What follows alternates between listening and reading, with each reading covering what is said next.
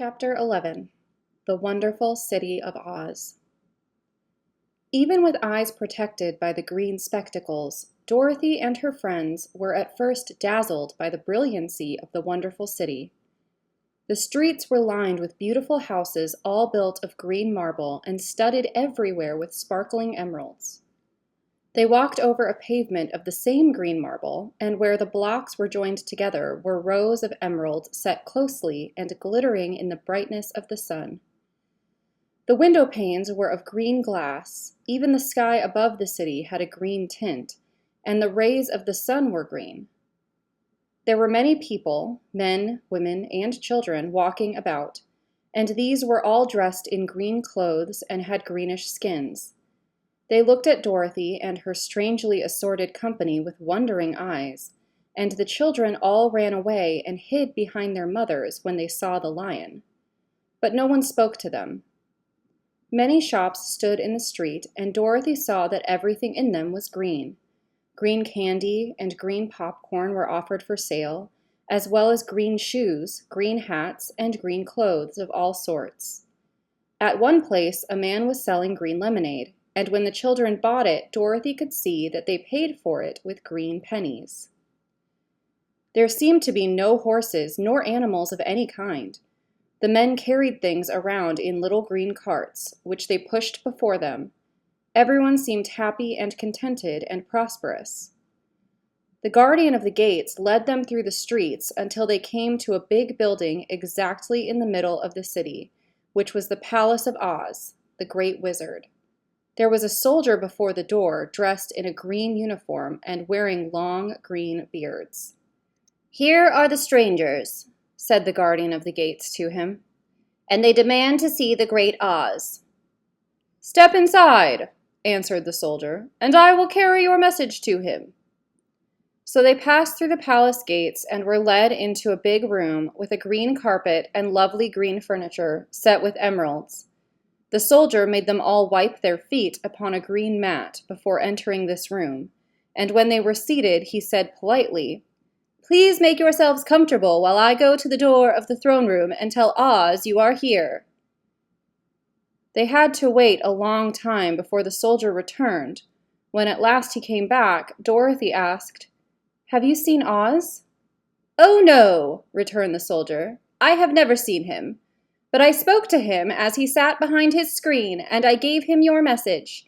He said he will grant you an audience if you so desire, but each one of you must enter his presence alone, and he will admit but one each day. Therefore, as you must remain in the palace for several days, I will have you shown to rooms where you may rest in comfort after your journey." "Thank you," replied the girl. "That is very kind of Oz." The soldier now blew upon a green whistle, and at once a young girl, dressed in a pretty green silk gown, entered the room. She had lovely green hair and green eyes, and she bowed low before Dorothy as she said, "Follow me, and I will show you your room." So Dorothy said goodbye to all her friends except Toto, and taking the dog in her arms, followed the green girl through 7 passages and up 3 flights of stairs until they came to a room at the front of the palace. It was the sweetest little room in the world, with a soft, comfortable bed that had sheets of green silk and a green velvet counterpane. There was a tiny fountain in the middle of the room that shot a spray of green perfume into the air to fall back into a beautifully carved green marble basin. Beautiful green flowers stood in the windows, and there was a shelf with a row of little green books. When Dorothy had time to open these books, she found them full of queer green pictures that made her laugh, they were so funny. In a wardrobe were many green dresses made of silk and satin and velvet, and all of them fitted Dorothy exactly. "Make yourself perfectly at home," said the green girl, "and if you wish for anything, ring the bell. Oz will send for you tomorrow morning." She left Dorothy alone and went back to the others. These she also led to rooms, and each one of them found himself lodged in a very pleasant part of the palace. Of course, this politeness was wasted on the Scarecrow, for when he found himself alone in his room, he stood stupidly in one spot, just within the doorway, to wait until morning. It would not rest him to lie down, and he could not close his eyes, so he remained all night staring at a little spider which was weaving its web in a corner of the room, just as if it were not one of the most wonderful rooms in the world. The Tin Woodman lay down on his bed from force of habit, for he remembered when he was made of flesh. But not being able to sleep, he passed the night moving his joints up and down to make sure they kept in good working order. The Lion would have preferred a bed of dried leaves in the forest, and did not like being shut up in a room, but he had too much sense to let this worry him. So he sprang upon the bed and rolled himself up like a cat and purred himself asleep in a minute. The next morning, after breakfast, the Green Maiden came to fetch Dorothy, and she dressed her in one of the prettiest gowns made of green brocaded satin. Dorothy put on a green silk apron and tied a green ribbon around Toto's neck, and they started for the throne room of the Great Oz. First, they came to a great hall in which there were many ladies and gentlemen of the court, all dressed in rich costumes. These people had nothing to do but talk to each other, but they always came to wait outside the throne room every morning, although they were never permitted to see Oz. As Dorothy entered, they looked at her curiously, and one of them whispered, "Are you really going to look upon the face of Oz the Terrible?" "Of course," answered the girl, "if he will see me." "Oh, he will see you," said the soldier, who had taken her message to the wizard, "although he does not like to have people ask to see him. Instead, at first he was angry and said I should send you back where you came from. Then he asked me what you looked like, and when I mentioned your silver shoes, he was very much interested. At last I told him about the mark upon your forehead, and he decided he would admit you to his presence." Just then a bell rang, and the green girl said to Dorothy, "That is the signal. You must go into the throne room alone." She opened a little door, and Dorothy walked boldly through and found herself in a wonderful place. It was a big, round room with a high arched roof, and the walls and ceiling and floor were covered with large emeralds set closely together. In the center of the roof was a great light, as bright as the sun, which made the emeralds sparkle in a wonderful manner. But what interested Dorothy most was the big throne of green marble that stood in the middle of the room. It was shaped like a chair and sparkled with gems, as did everything else. In the center of the chair was an enormous head, without a body to support it or any arms or legs whatever. There was no hair upon this head, but it had eyes and a nose and mouth, and was much bigger than the head of the biggest giant. As Dorothy gazed upon this in wonder and fear, the eyes turned slowly and looked at her sharply and steadily. Then the mouth moved, and Dorothy heard a voice say, "I am Oz, the Great and Terrible. Who are you, and why do you seek me?"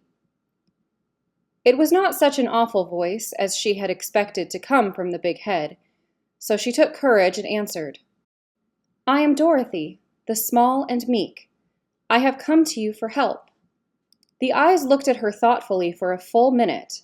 Then said the voice, "Where did you get the silver shoes?" "I got them from the Wicked Witch of the East, when my house fell on her and killed her," she replied.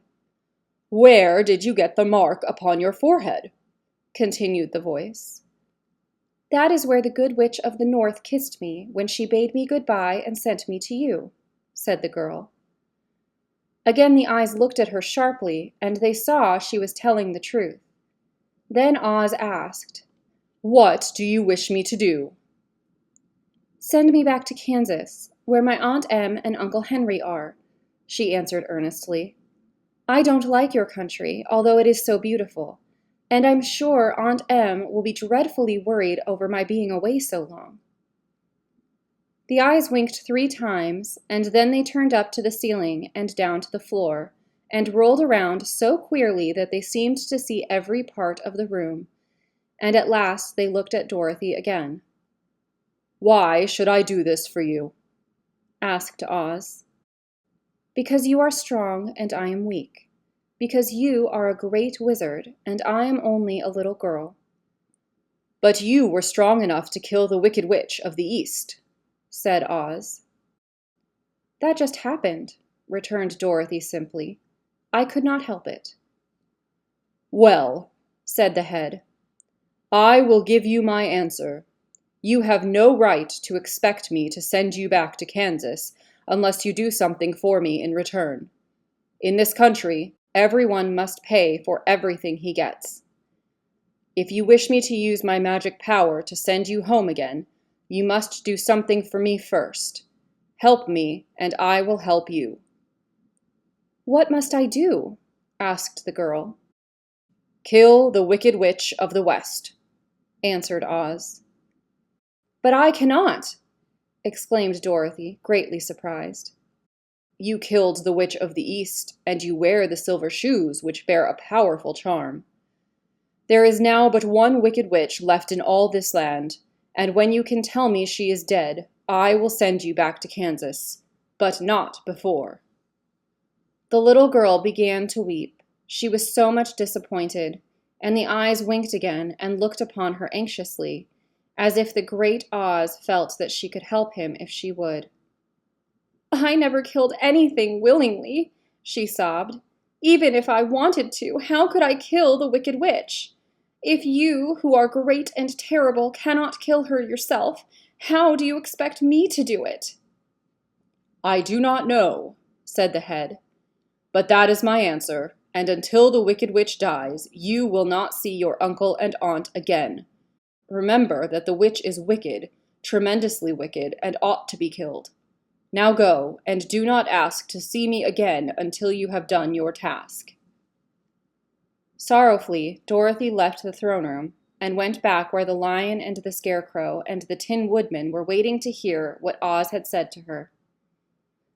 "There is no hope for me," she said sadly, "for Oz will not send me home until I have killed the Wicked Witch of the West, and that I can never do." Her friends were sorry, but could do nothing to help her, so Dorothy went to her own room and lay down on the bed and cried herself to sleep. The next morning, the soldier with the green whiskers came to the Scarecrow and said, "Come with me, for Oz has sent for you."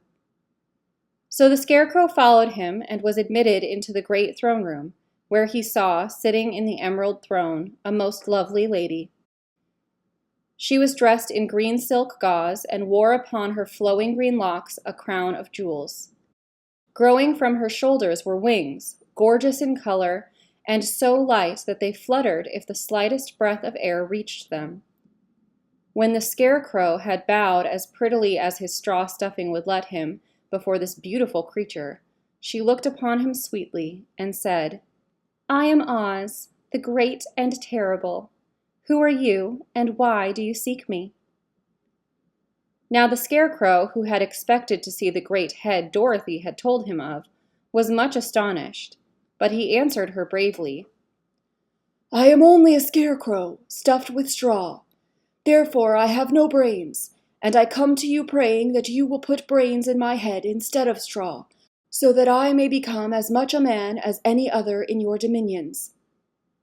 "Why should I do this for you?" asked the lady. "Because you are wise and powerful, and no one else can help me," answered the Scarecrow. "I never grant favors without some return," said Oz. "But this much I will promise you. If you will kill for me the Wicked Witch of the West, I will bestow upon you a great many brains, and such good brains that you will be the wisest man in all the land of Oz."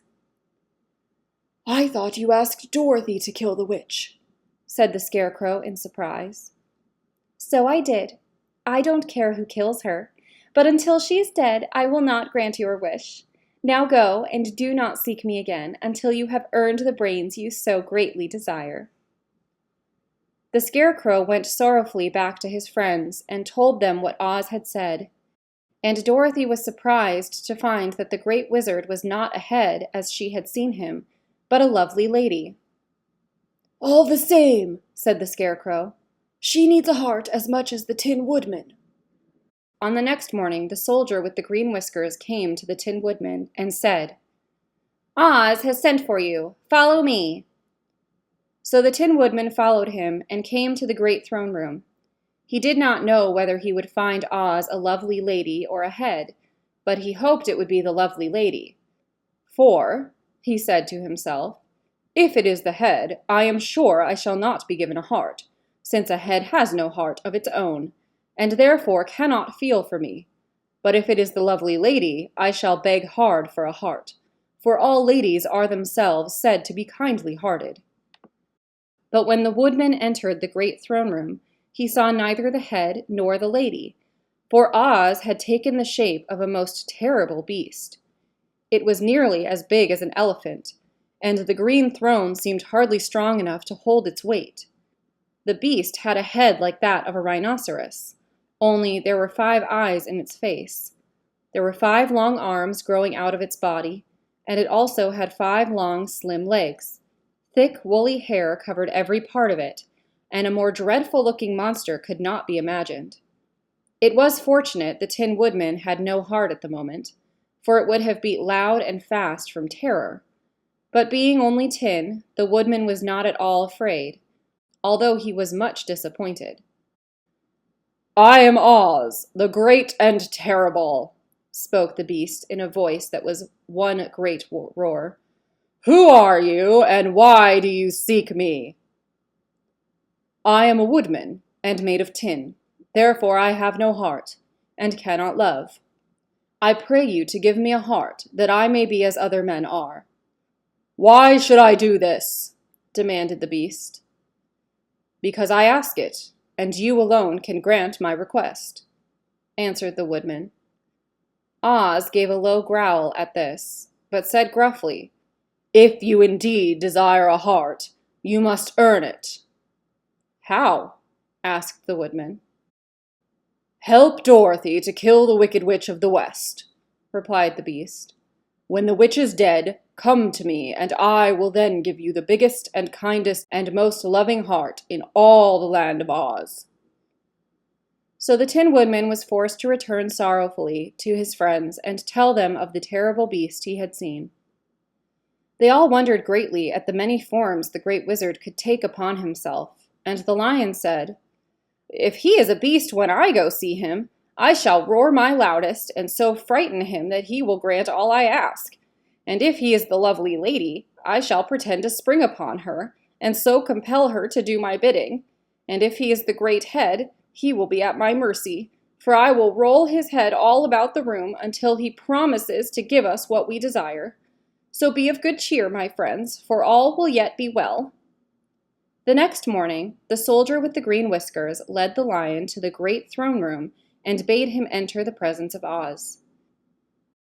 The lion at once passed through the door, and glancing around saw to his surprise that before the throne was a ball of fire, so fierce and glowing he could scarcely bear to gaze upon it. His first thought was that Oz had by accident caught on fire and was burning up, but when he tried to go nearer, the heat was so intense that it singed his whiskers, and he crept back trembling to a spot near the door. Then a low, quiet voice came from the ball of fire, and these were the words it spoke. "I am Oz, the great and terrible. Who are you, and why do you seek me?" And the lion answered, "I am the Cowardly Lion, afraid of everything. I came to you to beg that you give me courage, so that in reality I may become the king of beasts, as men call me." "Why should I give you courage?" demanded Oz. "Because of all wizards you are the greatest, and alone have power to grant my request," answered the lion. The ball of fire burned fiercely for a time, and the voice said, "Bring me proof that the Wicked Witch is dead, and that moment I will give you courage. But as long as the witch lives, you must remain a coward." The lion was angry at this speech, but could say nothing in reply, and while he stood silently gazing at the ball of fire, it became so furiously hot that he turned tail and rushed from the room. He was glad to find his friends waiting for him and told them of his terrible interview with the wizard. "What shall we do now?" asked Dorothy sadly. "There's only one thing we can do," returned the lion, "and that is to go to the land of the Winkies, seek out the wicked witch, and destroy her." "But suppose we cannot," said the girl. "Then I shall never have courage," declared the lion. "And I shall never have brains," added the Scarecrow. "And I shall never have a heart," spoke the Tin Woodman. "And I shall never see Aunt Em and Uncle Henry," said Dorothy, beginning to cry. "Be careful," cried the green girl.